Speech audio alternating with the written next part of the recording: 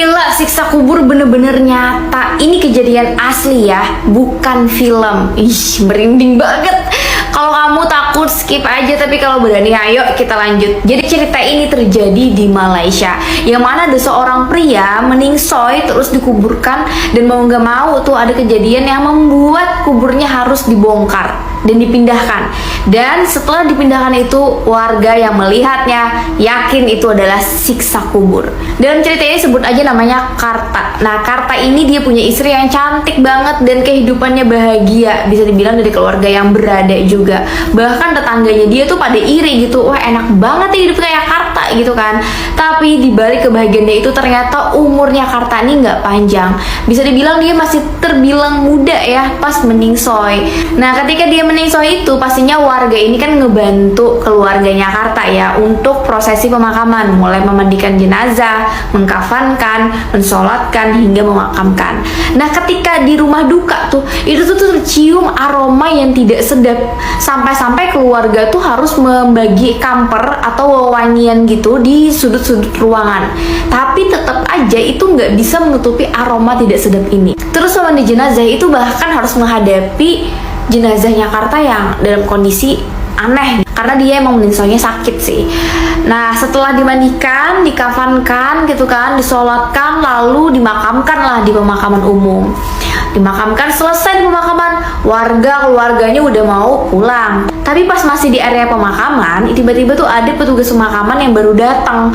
Dia langsung mencegat keluarga dan bilang, "Pak, Bu, makam Bapak Karta jangan di sana. Itu udah di booking lahannya sama satu keluarga dan mereka nggak mau ada makam lain di sana." Terus keluarganya Karta bilang, "Ya nggak bisa dong, kita udah melakukan prosesi pemakaman, ya mohon dimengerti," gitu kan. Tapi negosiasi tidak berhasil. Akhirnya keluarga Karta harus mengalah. Lalu dilakukanlah pembongkaran makam, yang mana makamnya Karta harus dipindah ke area lain walaupun masih di pemakaman yang sama. Ketika dilakukan pembongkaran tersebut, betapa terkejutnya keluarga Karta dan warga tetangga yang hadir pada saat itu melihat hal yang sangat aneh. Jadi jenazahnya Karta itu, kain kafannya tuh udah berubah warna menjadi abu-abu kehitaman, literally abu-abu menuju hitam gitu. Terus penggali kubur kan kayak ngerasa, kok gini ya warnanya, harusnya warnanya coklat karena warna tanah gitu. Tapi ya udahlah, diangkatlah jenazah Karta ini. Nah, ketika diangkat itu kan kerasa ya, kain kafan itu biasanya sesuai panjangnya dengan tubuh, pas ngebungkus tubuh kita kan. Tapi itu tuh kayak bersisa, seolah-olah badan Karta ini mengecil. Ketika sudah diangkat, dibukalah nih kain kafannya Karta. Betapa kagetnya semua orang yang di sana melihat kondisi Karta yang udah mengerikan banget. Selain aroma tidak sedap, terus kayak gosong-gosong, itu juga kakinya tuh kayak menekuk ke atas. Jadi kayak posisi monyet, tahu kan kayak gimana? Kayak gitu. Lalu udah jangan diperpanjang gitu kan.